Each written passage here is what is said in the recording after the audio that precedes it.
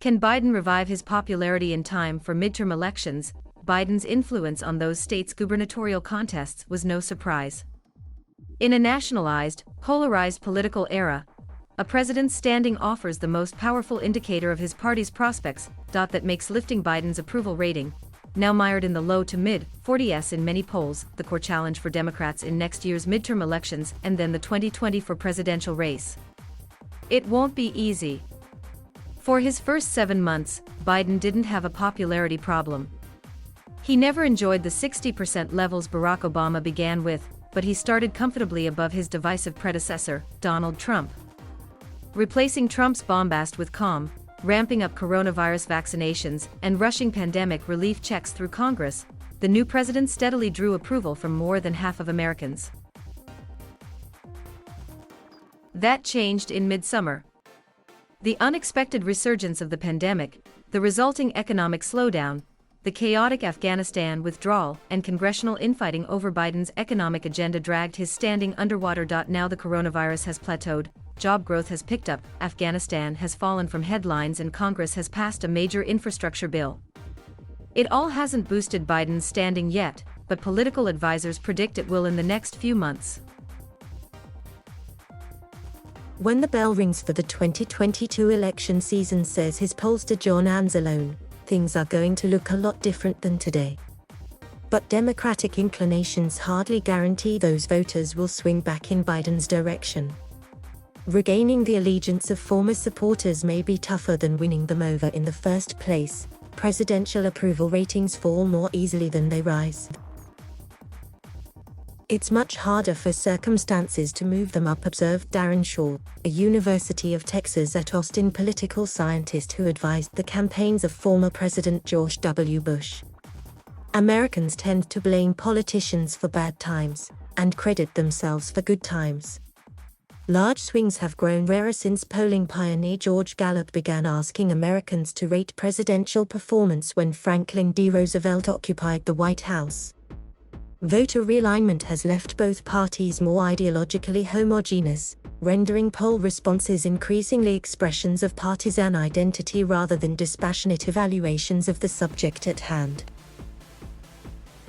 Because presidential job approval is more anchored to partisanship, it's gotten to be more difficult to see major fluctuations, said Frank Newport, a senior scientist at the Gallup organization. The last large, rapid rise in presidential approval lifted Bush to 90% following the 9/11 attacks in 2001. There remains a familiar pattern of presidential decline and gradual recovery, Newport and Gallup colleague Lydia Sard wrote recently in Public Opinion Quarterly. Economic discontent drove down the early standing of Presidents Ronald Reagan, Bill Clinton and Barack Obama to around where Biden is now. Economic recovery revived them for re-election victories. That's cold comfort to congressional Democrats facing voters in 2022.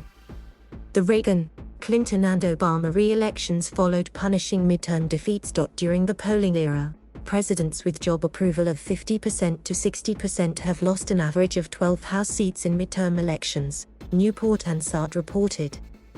Those below 50% have lost an average of 40 seats.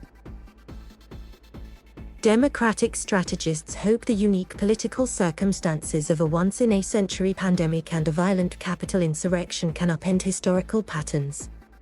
They're less confident that Biden can make it happen on his own. The White House has launched a communications blitz to tout the job-creating benefits of the infrastructure bill.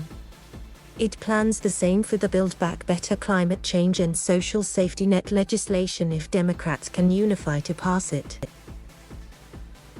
Yet spiking inflation casts the same shadow over Biden that unemployment cast over Obama in his first year. Though the Great Recession technically ended in June 2009, unemployment kept rising to its peak of 10% 4 months later.